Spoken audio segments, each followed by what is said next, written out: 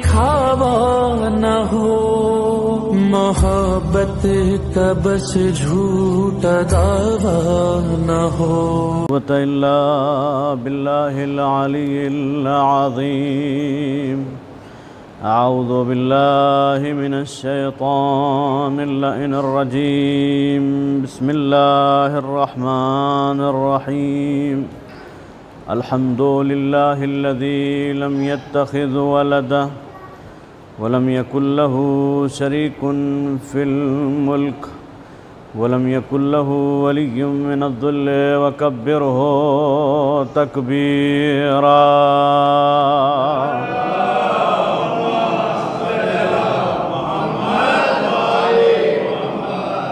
सलातो वस्सलाम व तहियतो वल इकराम अलन नबिय्यिल उम्मिय्यिल हाशिमिय्यिल क़ुरैशिय्यिल अब्तही मौलाना व मौलियल कौनैन जद्दिल हसन वल हुसैन बिल क़ासिम मुहम्मद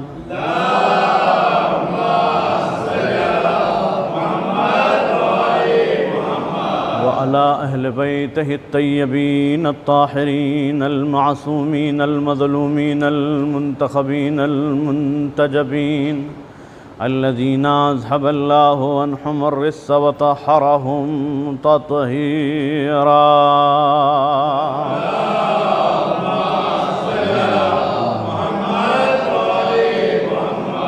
واللعنة الدائمة الباقية الأبدية المغلظة على أعدائهم ومنكر فضائلهم وغاصب حقوقهم أجمعين من يوم عداوتهم إلى قيام يوم الدين.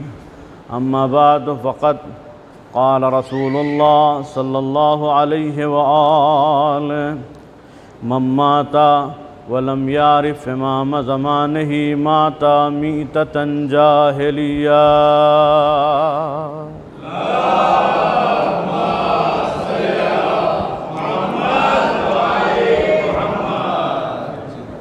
عزیزان محترم،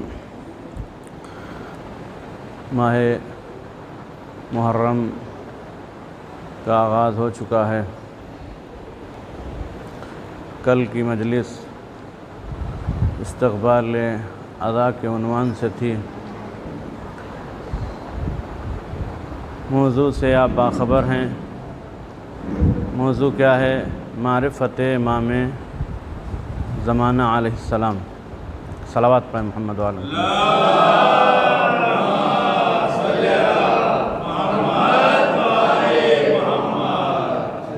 چھوٹا سا طالب علم ہوں، بہت بڑا کوئی عالم علامہ اور خطیب اور مقرر نہیں ہوں، لہذا جتنا اپنے وسعت جتنی ہے ہمارے علم کی، جتنی کوشش، جتنا مطالعہ ہمارا ہوگا، اس حساب سے انشاءاللہ آپ کی خدمت میں اپنے معروضات کو پیش کروں گا۔ بس درخواست یہ ہے کہ توجہ سے سنیے گا تاکہ اپنی بات اور اپنے مطالب کا پہنچانا آسان ہو جائے ہمارے لیے۔ حدیث بہت ہی مشہور و معروف حدیث ہے کہ جو اکثر و بیشتر ہم اس حدیث کو سنتے رہتے ہیں کہ اگر کوئی من مات ولم یعرف امام زمانے، اگر کوئی اپنے زمانے کے امام کو پہچانے بغیر مر جائے تو اس کا مطلب یہ ہے کہ وہ جہالت کی موت مرا، یعنی وہ گمراہی کی موت مرا۔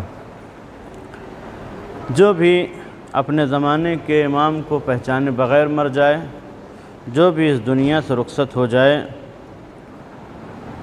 وہ اگر اس نے اپنے زمانے کے امام کو نہیں پہچانا تو اس کا مطلب یہ ہے کہ وہ اس دنیا سے جاہل مرا، اس نے کچھ بھی اس دنیا سے حاصل نہیں کیا، علم اس نے کوئی حاصل نہیں کیا۔ اس حدیث کے سلسلے میں امام جعفر صادق علیہ السلام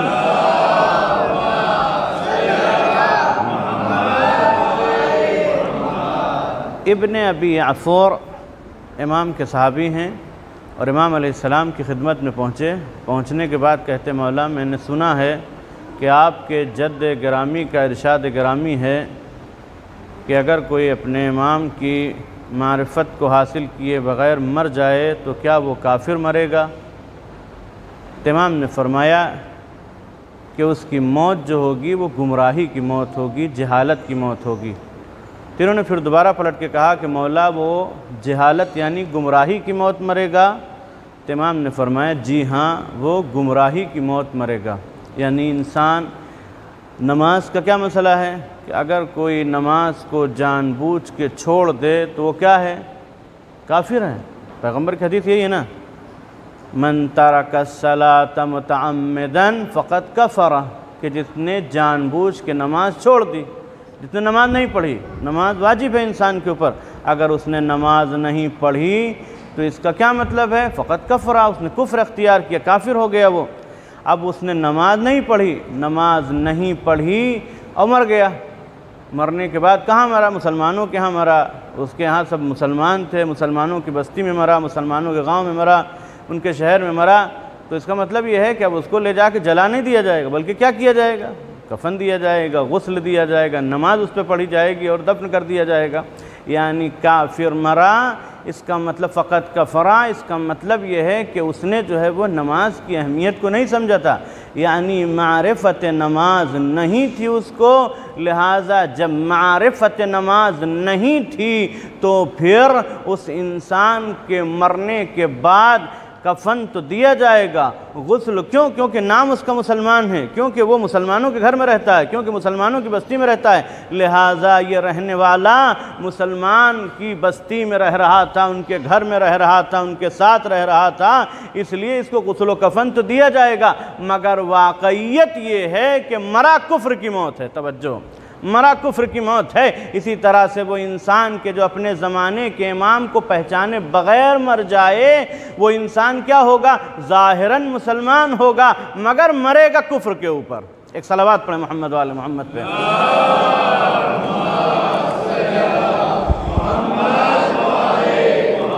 یہ حدیث اتنی مشہور و معروف حدیث ہے کہ جہاں اس کے کچھ الفاظ کی تبدیلی کے ساتھ، ہمارے برادران کے ہاں بھی یہ حدیث مشہور ہے، کچھ الفاظ کی تبدیلی کے ساتھ، کیونکہ تمام تر چیزیں جو ہے وہ بیان کرنا مقصود نہیں ہے۔ اگر تاریخ اور کتابوں کے اوپر چلے گئے تو ایک وقت درکار ہے کہ جو ہم صرف حوالے دیتے رہیں، لیکن آج کے زمانے میں بہت ہی آسان ہے کہ انسان گوگل اپنے پاس ہے، حدیث ڈالیے، آپ کو حوالے سب پتہ چل جائیں گے کون سی کتاب میں کہاں پہ ہے، لہذا بہت ہی آسانی سے انسان اس حدیث کو، یہ حدیث متفق علیہ حدیث ہے کہ جو سب کے درمیان میں مشہور حدیث، کچھ الفاظ کی تبدیلی کے ساتھ جو ہے وہ یہ حدیث موجود ہیں۔ مثلا فرمایا من مات ولیس عنقہ بیعۃ مات میتۃ جاہلیہ، کہ اگر کوئی انسان مر جائے اور اس کے اوپر اس کے امام کی، اس زمانے کے امام کی بیعت نہ ہو تو اس کا مطلب یہ ہے کہ وہ جہالت کی موت مرا۔ یہ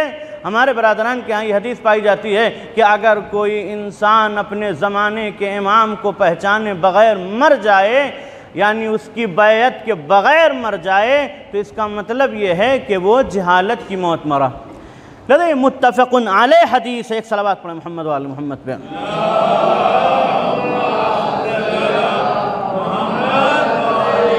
لذا ایک چیز تو واضح ہے، وہ واضح کیا چیز ہے کہ انسان جس زمانے میں بھی ہو اپنے زمانے کے امام کو پہچانتا ہو، اس کی معرفت رکھتا ہو۔ معرفت کسے کہتے ہیں؟ معرفت کا سادہ سا معنی کیا ہے؟ معرفت کا سادہ معنی یہ ہے کہ انسان کسی کو پہچانتا ہو، اس کو جانتا ہو، اسے معرفت کہتے ہیں۔ معرفت یعنی ہم آپ کو جانتے ہیں، آپ کو پہچانتے ہیں، اسے معرفت کہتے ہیں۔ یہ عمومی معنی ہے کہ جس کو کہتے ہیں ہم آپ کو پہچانتے ہیں، اسے معرفت کہتے ہیں۔ اصل میں معرفت کسے کہتے ہیں؟ کہ معرفت کا اصل اس وجدان قلبی کو کہا جاتا ہے کہ جہاں پر پہنچنے کے بعد انسان جس کی معرفت کو حاصل کر رہا ہے اس کے سامنے جھک جائے۔ توجہ، معرفت کسے کہتے ہیں؟ اس وجدان قلبی کو کہتے ہیں۔ معرفت عام طور سے ہم فلاں کو جانتے ہیں، ہم کو اگر میتا سے مثلا شیرپورہ بھیجا گیا، ہم فلاں صاحب کو جانتے تھے کہ سجاد بھائی ہیں، وہ قربان بھائی ہیں، وہ فلاں ہیں، ہم ان کو جانتے ہیں۔ ہم فلاں کو جانتے ہیں، یعنی یہ کیا ہوا؟ ایک معرفت ہے کہ ہم جانتے ہیں۔ عام طور سے ہم ایک دوسرے کو جانتے ہیں، ہمارے فلاں رشتہ دار ہیں، فلاں صاحب ہیں، فلاں صاحب ہیں، نہیں، صرف جاننا کمال نہیں ہے، بلکہ جب ہم کسی کو اس حد تک پہچانتے ہیں تو ہمارا قلب، ہمارا دل اس کی محبت میں گرفتار ہو جاتا ہے۔ توجہ، یعنی انسان جب کسی کی معرفت کو حاصل کر لیتا ہے، اور شاید یہی وجہ ہے کہ تصوف میں عارف کہا جاتا ہے کسی کو۔ توجہ، کیوں؟ جو لوگ جو ہے وہ تصوف میں آ جاتے ہیں، مثلا روضہ ہے اجمیر میں جناب خواجہ غریب نواز کا رحمۃ اللہ علیہ، یا دیگر جگہوں پہ ہے، کہتے چونکہ یہ معرفت کی اعلیٰ ترین منزل پر فائز تھے، اپنے آپ کو پروردگار کی معرفت میں غرق کر دیا تھا۔ توجہ، یعنی معرفت کسے کہتے ہیں؟ معرفت یا یہ ہے کہ انسان کا دل اس کی طرف جھکنے لگے، اسے معرفت کہتے ہیں۔ جتنی زیادہ پہچان بڑھتی چلی جائے گی، اتنی زیادہ انسان کیا کرے گا؟ اس کے قریب تر ہوتا چلا جائے گا، اس کے قریب تر ہوتا چلا جائے گا۔ یہی وجہ ہے کہ جب انسان اپنے پروردگار کو پہچان لیتا ہے تو اس کو کہنے کی ضرورت نہیں پڑتی ہے کہ اس کے سامنے سجدہ کیا جائے گا۔ یعنی معرفت جب اپنے اعلیٰ ترین منزل پر پہنچ جاتی ہے تو پہنچنے کے بعد خود بخود اس بات کا تقاضا کرتی ہے کہ وہ ذات اتنی بلند ہے کہ اس کے سامنے سجدہ کیا جائے۔ توجہ ہے، یعنی معرفت جب اپنے عروج پر پہنچ جائے، اپنی بلندی پر پہنچ جائے، یہاں تک پہنچنے کے بعد انسان کیا کرے گا؟ اپنے خدا کو پہچان لیتا ہے، جب اپنے خدا تک پہنچ جاتا ہے۔ لیکن آپ ہم کو بتائیے معرفت کیا ہے؟ خدا کو پہچاننا معرفت یہ ہے کہ اپنے پروردگار کو پہچانے۔ مولائے متقیان حضرت علی ابن ابی طالب علیہ السلام،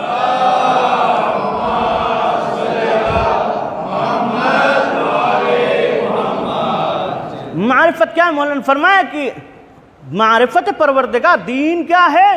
پہلے پروردگار کی پہچان ہے۔ لیکن ایک بات بتائیے، کیا کوئی ادنا کسی اعلیٰ کو پہچان سکتا ہے؟ کیا کوئی ادنا، کیا کوئی چھوٹا؟ یا اپنے بچوں کے لیے مثال دے دوں کہ ایک بوڑھا انسان ہے کہ جس سے پوچھا جائے جوانی کسے کہتے ہیں تو وہ بتائے گا جوانی سے کہتے ہیں۔ اگر اسی بوڑھے سے پوچھا جائے کہ جوان سے پوچھا جائے کہ بچپنا کسے کہتے ہیں تو وہ بتائے گا بچپنا کسے کہتے ہیں۔ لیکن ایک ننھے سے بچے سے کہ جس کا بچپنا ہے، اگر اس سے پوچھ لیا جائے کہ یہ بتاؤ کہ جوانی کسے کہتے ہیں، اسے نہیں پتا ہے کہ جوانی کسے کہتے ہیں، اسے نہیں پتا ہے کہ بڑھاپا کسے کہتے ہیں۔ یعنی کیا مطلب ہے؟ ایک ادنا اعلیٰ کو پہچان نہیں سکتا ہے، ایک ادنا اعلیٰ کو پہچان نہیں سکتا ہے۔ یعنی جب ادنا اعلیٰ کو نہیں پہچان سکتا ہے تو کیا ممکن ہے کہ پروردگار کو کوئی پہچان لے؟ کیا ممکن ہے کوئی پروردگار کو پہچان لے؟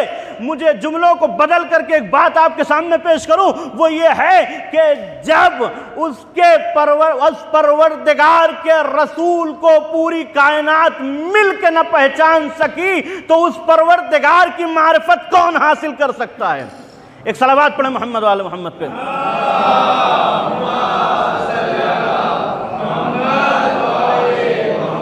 یا یوں کہہ دیا جائے کہ جس پروردگار کے رسول کو، توجہ، ہم جیسے خاکی بندے پورے اپنے علم کی وسعت کو جمع کر کے اور علم کی اعلیٰ ترین منزل پر پہنچنے کے بعد بھی اگر نبیوں کو پہچاننا چاہیں تو نہیں پہچان سکتے۔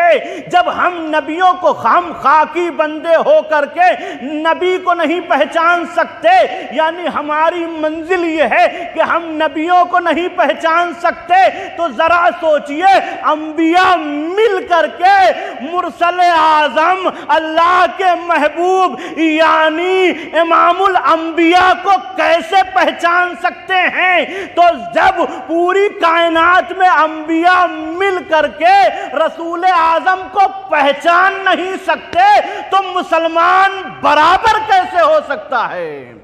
ایک صلوات پڑھیں محمد وعلی محمد پہ۔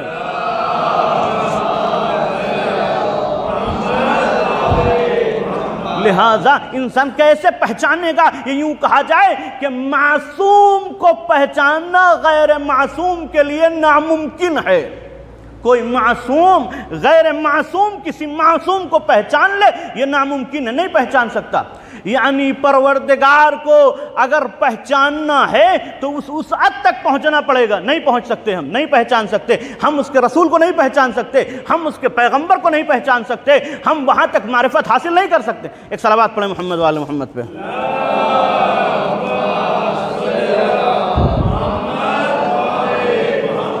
ایک اور صلوات پڑھیں محمد و آل محمد پہ.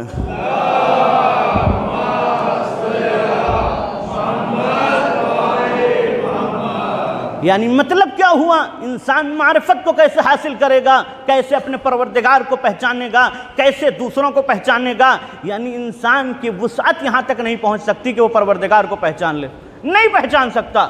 جب پروردگار کو نہیں پہچان سکتا ہے تو پھر کیسے اس کے رسول کو پہچان لے گا؟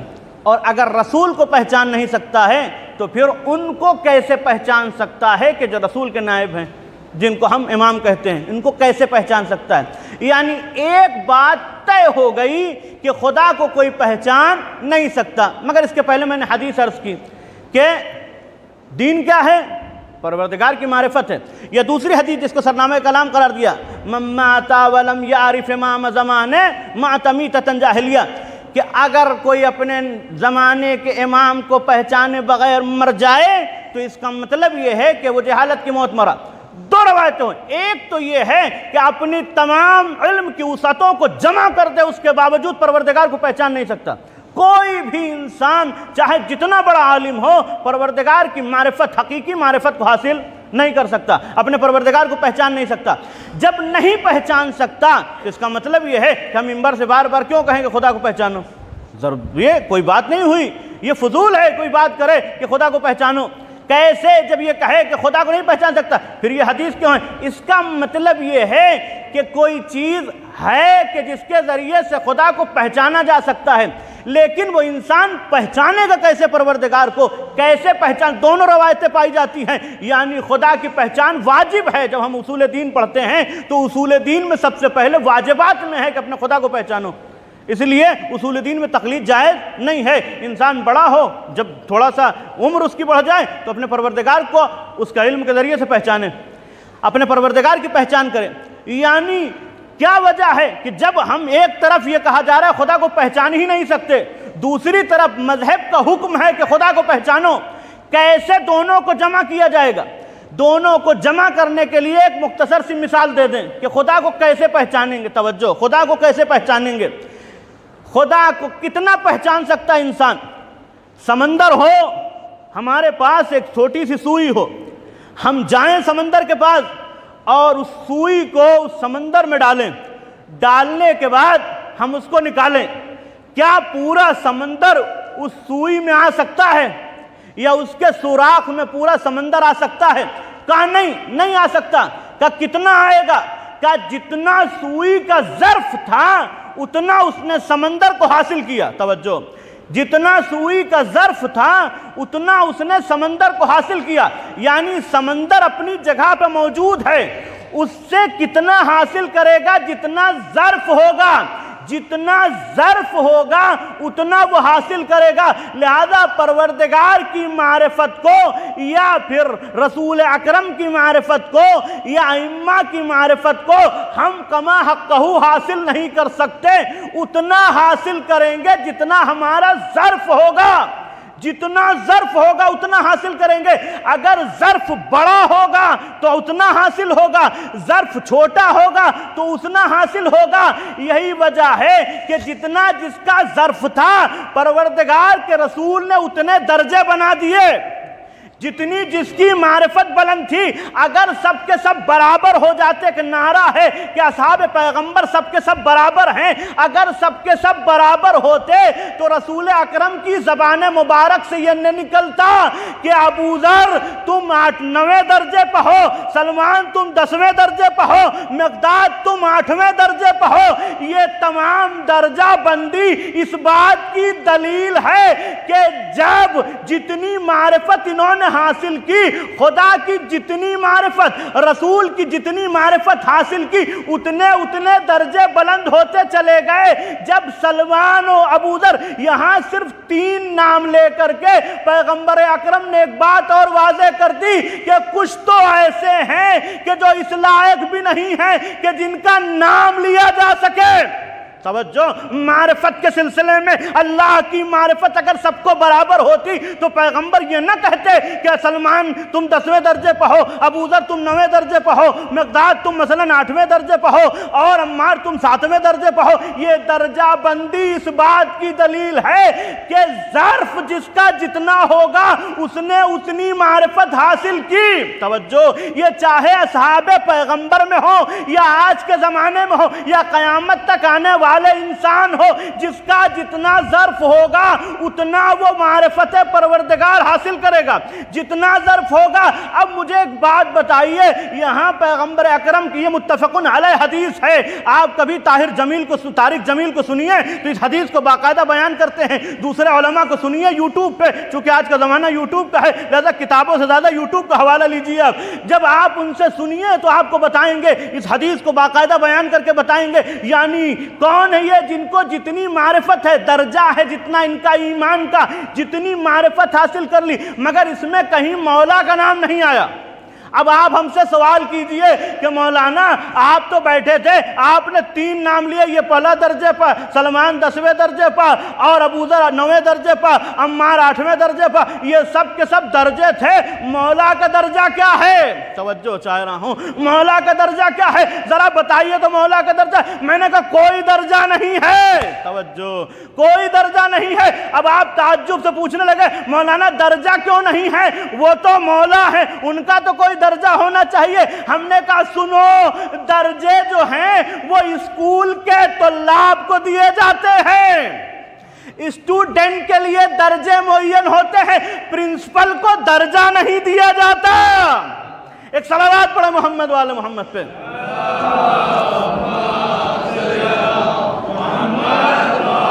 بھائی کیوں اسکول ہے کہ نہیں؟ انا مدینۃ العلم والی بابھا، میں شہر علم ہوں، میں کالج ہوں، میں یونیورسٹی ہوں علم کی، علی اس کے دروازہ ہے، یعنی میں مینیجر ہوں، علی پرنسپل ہے۔ توجہ، کہاں علی پرنسپل ہے، یعنی اب اگر پرنسپل کا درجہ جاننا ہے تو یہاں درجے نہیں، یہاں کلاس اور رزلٹ نہیں دیکھنا پڑے گا، ہم تم کو درجہ بتاتے ہیں۔ کہاں؟ ایک جگہ آئی جسے خندق کہتے ہیں۔ جب خندق کا مشورہ ہوا، توجہ، جب خندق کا مشورہ کس نے دیا؟ جناب سلمان نے۔ خندق کھود دی گئی، خندق کھودنے کے بعد اب وہاں پہ ایک طرف لشکر اسلام ہے، ایک طرف لشکر کفر ہے جو مکے سے آیا ہوا ہے، جن کا سب سے بڑا جو 1000 لوگوں کے اوپر حاوی ہے، جس کی طاقت کا کوئی اندازہ نہیں لگا سکتا، وہ کون ہے؟ عمرو ابن عبدود ہے، عمرو ابن عبدود یا عبدود جو بھی مشہور ہے، عمرو ابن عبدود ہے۔ 1000 کا لشکر پر بھاری ہے۔ کام کیا کیا اس نے؟ اتنی بڑی خندق ہے، اس خندق کو کراس کیسے کیا؟ اپنے گھوڑے کو ایڑ لگائی، گھوڑا اتنی تیز اس نے جمپ کی کہ وہ خندق کو کراس کر کے باہر پہنچ گیا، اس جگہ پہ آ گیا۔ آنے کے بعد اس نے جہاں پر مسلمانوں کے خیمے لگے تھے، رسول اللہ کا خیمہ لگا تھا، آ کر کے اس نے بے عزتی کرنا شروع کی۔ توجہ، کیا؟ پیغمبر کو عجیب عجیب خطاب کرنے لگا۔ او محمد، جو بھی کہہ رہا تھا وہ میں ممبر کے اس میں نہیں کہہ سکتا، اس کی زبان کو استعمال نہیں کر سکتا، یعنی جتنی بے عزتی اور بے ادبی کر سکتا تھا معاذ اللہ وہ کرنے لگا، اور ایک چیلنج کر رہا تھا، تمہارے لشکر میں کوئی مرد ہو تو بھیجو، تمہارے لشکر میں کوئی مرد ہو تو بھیجو۔ پیغمبر نے دیکھا، دیکھ کے ایک جملہ کہا، من لہذا القلب، کوئی ہے جو اس کتے کی زبان کو بند کر دے۔ زبان رحمت للعالمین سے یہ لفظ ادا ہونا بہت بڑی بات ہے، لیکن ایک بات بتا دی رسول اللہ نے کہ سنو، اگر کوئی رسول کی بے عزتی کرتا نظر آئے تو پیغمبر کی نگاہ میں کتا ہے۔ ایک صلوات پڑھے محمد والے محمد پہ۔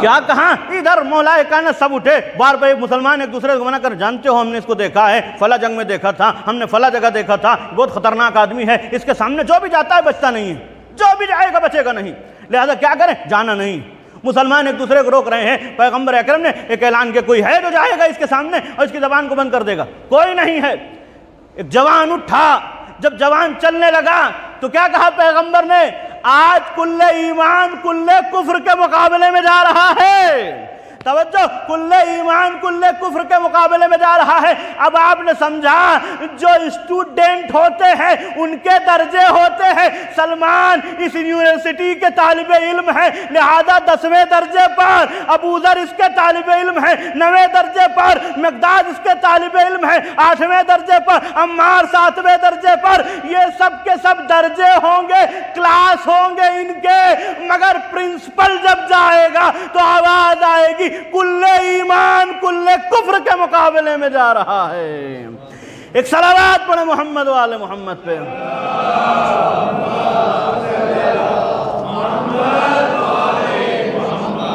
لہذا ایک بات ہے کہ جتنا جس کا ظرف ہوگا اس ظرف کے حساب سے معرفت کو حاصل کرے گا جتنا ظرف ہوگا اب آج یہ جھگڑا ختم کر دینا چاہیے کہ وہ فلاں وہ آپ ان کو نہیں مانتے آپ ان کو نہیں مانتے آپ ان کو اتنا بلند نہیں کرتے آپ ان کی عزت اتنی نہیں کرتے ان کی نہیں اصلاً اس کو یہ جھگڑا ہی نہیں ہمارے جھگڑا معرفت کا ہے کس کی کتنی معرفت ہے کس نے کس کو کتنا پہچانا خدا کی ذات کو کتنا پہچانا پیغمبر کی ذات کو کتنا پہچانا جتنے پہچانا پیغمبر درجہ بتا کے چلے گئے اور درجہ بتانے کے بعد رحمت للعالمین نے ایک بات اور واضح کر دی توجہ ایک بات اور واضح کر دی اور واضح کرنے کے بعد ایک حدیث اور بیان کی کیا کہا جنت مشتاق ہے ان کی یہ حدیث بھی متفق علیہ ہے آپ سننا چاہیں آپ سرچ کیجئے آپ کے سامنے آ جائے گی حدیث یعنی کتاب پڑھنے کی ضرورت نہیں ہے آپ یوٹیوب پہ جائیے آپ سرچ کیجئے اس کو ڈالیے کہ جنت کس کی مشتاق ہے اس کے بعد سارے سامنے آ جائیں گے علماء چاہے وہ اہل تشیع کے ہیں چاہے اہل سنت کے ہوں کسی بھی مکتب فکر کے علماء ہوں آپ کے سامنے آ جائیں گے آپ ان سے سن لیجئے آپ ان کے سامنے جب آپ سرچ کیجئے آپ کو مل جائیں گے یعنی پیغمبر کیا فرما رہے ہیں کہ یہ کون ہے معرفت اتنی بلند ہو گئی توجہ معرفت اتنی بلند ہو گئی جب معرفت بلند ہو جاتی ہے تو پھر ان کو کہنے کی ضرورت نہیں پڑتی خیر اللہ کے رسول ہمارے لیے دعا کر دیجئے ہم جنت میں چلے جائیں نہیں جب جنت دیکھتی ہے کہ رسول کا کتنا شیدائی ہے رسول پہ اپنی جان کیسے نثار کرتا ہے تو وہ خود مچل کے کہتی ہے ہم مشتاق ہیں ان کے ہم ان کے انتظار میں ہیں یہ ہمارے انتظار میں نہ رہیں اور اس حدیث کو پیغمبر نے فرما کے ایک بات اور واضح کر دی جب بھی قیامت تک کے لیے حق و باطل کے جھگڑے میں سمجھ میں نہ آئے کہ حق کدھر ہے باطل کدھر ہے بس ان کو دیکھ لینا ان کی جنت مشتاق ہے یہ کدھر کھڑے ہیں ایک صلوات پڑھیں محمد و آل محمد پہ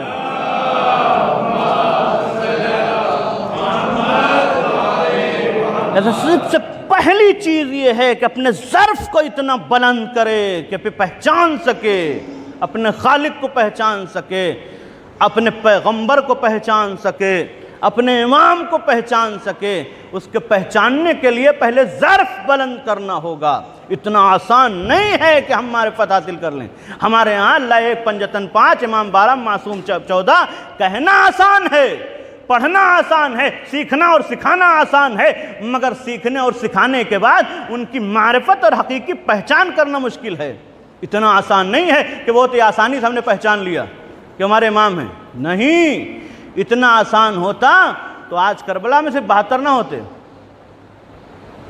72 اگر آسان ہوتا امام کو پہچاننا تو کیا صرف 72 ہوتے نہیں امام کہاں سے چلے مدینے سے کتنے لوگوں کو لے کے چلے کتنے لوگ ساتھ میں چلے کتنے بڑے بڑے صحابی وہاں بیٹھے تھے نہیں چلے آئے کیوں نہیں آئے کیونکہ پہچانتے نہیں تھے کیونکہ امام کی معرفت نہیں تھی ان کو اگر معرفت ہوتی تو ایک فوج ہوتی یزید کے مقابلے میں یزید تنہا ہو جاتا امام کا تنہا ہونا اس بات کی دلیل ہے کہ معرفت نہیں تھی اگر امام کو پہچانتے ہوتے تو یہ نہ ہوتا امام چلے ہیں کیسے کیسے لوگ ملے کتنے لوگ ملے لیکن کیا سب ساتھ میں آ گئے؟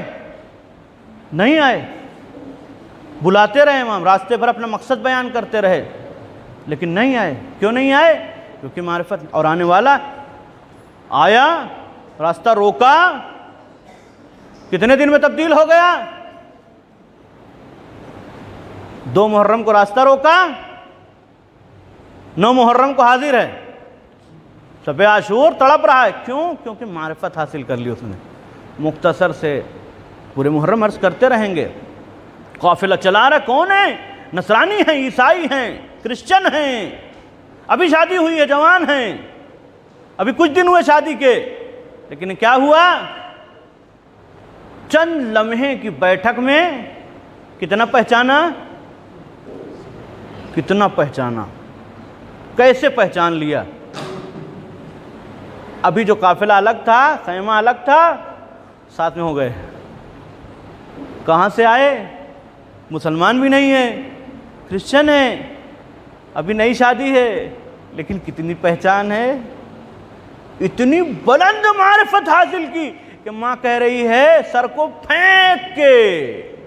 کسی ماں کے لیے اتنی جرات کرنا کمال ہے کہ جوان کے سر کو اٹھا کے پھر فوج اشقیاء میں پھینک کے کہہ رہی ہے کہ جس کو ہم قربان کر دیتے حسین پہ اس کو واپس نہیں لیتے. کیوں؟ کیونکہ معرفت بلند ہے. اتنی معرفت. عزادارو آج محرم کا چاند نمودار ہو گیا. آج چاند نمودار ہوا ہے. ہم آسانی سے گھر میں جیسے بھی رہے چلے آئے، مجلس کا ٹائم ہو گیا، چلو چلتے ہیں مجلس میں. لیکن آپ صرف تصور کریں کہ حسین مکے سے چلے ہیں. حسین کب چلے؟ مدینے سے 28 رجب کو چلے تھے، مکے سے 8 ذی الحجہ کو چلے. ابھی راستے میں ہیں. جب محرم کا چاند دیکھا ہوگا امام کیا سوچ رہے ہوں گے؟ صرف تصور کی. مصائب پڑھنے کی چیز نہیں ہے. مصائب پڑھنا پڑھانا نہیں. مصائب احساس کا نام ہے، محسوس کیا جاتا ہے. علماء پہلے کرتے تھے. آج بھی آپ بیٹھ جائیے، کوئی کتاب لے لیجئے، مجلس کیا مصائب کی کتاب، آپ پڑھیے تنہائی میں، رونا آئے گا. کیوں رونا آئے گا؟ کیونکہ احساس ہو جاتا ہے. تصور کریے کہ امام کیسے چلے ہوں گے کربلا کی طرف، اور راستے میں محرم کا چاند دیکھا ہوگا. جب محرم کا چاند، امام جانتے ہیں نا، سب کچھ جانتے ہیں نا کیا ہونے والا ہے، کیا واقعہ ہونے والا ہے، کیا ہونے والا ہے، کیسے پیش آئیں گے واقعات. صرف آپ سوچئے کہ جب امام چاند دیکھ رہے ہوں گے، ہر چاند کو دیکھنے کے بعد ایک دعا کرتے ہیں ہم، امام بھی دعا کرتے. ہر چاند کے دیکھنے کے بعد 2 دعائیں کی جاتی. ایک وسعت رزق کی دعا کی جاتی ہے کہ خدا ہمارے رزق میں اضافہ کر دے. ایک حیات کی دعا کی جاتی ہے، خدا ہماری زندگی کو بڑھا دے. مگر ہاں، اس محرم کے چاند میں زہرا کے لال نے نہ عمر کی دعا کی، نہ رزق کی دعا کی. دعا کہ خدایا ہماری شہادت کو قبول کر لینا. عزادارو ذرا خدا آپ کو کوئی غم نہ دے. صرف تصور کیجئے کہ جیسے ہی چاند پر نگاہ پڑی ہوگی، زہرا کے لال نے کبھی علی اکبر کو دیکھا ہوگا، کبھی قاسم کو دیکھا ہوگا، کبھی عباس کی طرف دیکھا ہوگا، کبھی اونا محمد کو دیکھا ہوگا، کبھی ننھے سے مجاہد علی اصغر کو دیکھا ہوگا. دیکھ کے حسین تڑپ رہے ہوں گے، اے میرے بچوں، اے جانثارو، ارے چاند ہو گیا ہے. اب صرف کچھ ہی دنوں کے ہم مہمان ہیں. کیسے زہرا کے لال نے برداشت کیا ہوگا. لیکن ایک بات اور بھی ذرا سمجھیے کہ زہرا کے لال نے شہادت کے قبل چاند دیکھ کے تصور کیا ہوگا، لیکن وہ زینب جب محرم کا چاند چشمے فلک پر دیکھتی ہوگی کیسے برداشت کرتی ہوگی. اے محرم کے چاند، ارے تو ڈوب جا. اے محرم کے چاند، تو نے میری دنیا اجاڑ دی. عزادارو، یہ صرف ان کا طریقہ نہ رہا۔ امام رضا بیٹھے ہوئے ہیں، امامہ سر پہ نہیں ہے، ابا کھلی ہوئی ہے، آستینیں الٹی ہوئی ہے، اور ابن شبیب ریان ابن شبیب امام کی خدمت پہ پہنچ گئے۔ پہنچنے کے بعد امام کی حالت کو دیکھا، دیکھ کے کہتے ہیں مولا کیا ہو گیا ہے، یہ کیسے بیٹھے ہیں آپ، یہ امامہ کیوں نہیں ہے، یہ غریبان چاک کیوں ہے، یہ چہرے پہ پریشانی کیوں آیا ہے، خدا آپ کو کوئی غم نہ دے۔ اہل بیت کتنا ماتم کرتے ہیں، ارے ائمہ نے کیسے ماتم کیا، ذرا سوچو، ہم روتے روتے صرف آنکھ کے آنسو خشک ہو جاتے ہیں، پھر روتے رہتے ہیں مگر پانی نہیں آتا۔ ایک پردہ غیب میں بیٹھا ہے، جب روتا ہے، جب آنسو خشک ہو جاتے ہیں، خون کے آنسو رونے لگتا ہے، خون کے آنسو۔ عزادارو کوئی غم نہ دے خدا آپ کو۔ ریان ابن شبیب نے پوچھا مولا کیا ہو گیا ہے آپ کو، کہ ابن شبیب تمہیں نہیں پتا ہے محرم کا چاند نمودار ہو گیا۔ ابن شبیب یہ وہ چاند ہے جس نے زہرا کے گھر کو اجاڑ دیا، ابن شبیب یہ وہ چاند ہے جس نے اکبر کی جوانی کو لوٹ لیا، ابن شبیب یہ وہ چاند ہے جس نے میرے جد کو ٹکڑے ٹکڑے کروا دیے۔ اے ابن شبیب ان کنت باکیا فبکال الحسین، ابن شبیب جب کبھی تمہیں رونا آئے دیکھو کہیں اور کسی اور پہ نہ رونا، میرے جد حسین پہ گریا کرنا۔ اے شبیب کے بیٹے میرے جد پہ گریا کرنا۔ اے شبیب کے بیٹے سن، کیا ہے یہ وہ مہینہ ہے کہ زمانہ جاہلیت میں عرب اس کا احترام کرتے تھے، اپنے دشمنوں کو بھی قتل نہیں کرتے تھے، کسی سے جنگ نہیں کرتے تھے، مگر رسول اللہ کے بعد ابھی کچھ دن گزرے ہیں کہ آج مسلمان یہاں پہنچ گئے کہ احترام محرم کو چھوڑ دیا، نبی کے لال کو قتل کر دیا، نبی کے لال کے لاش کے ٹکڑے ٹکڑے کر دیے۔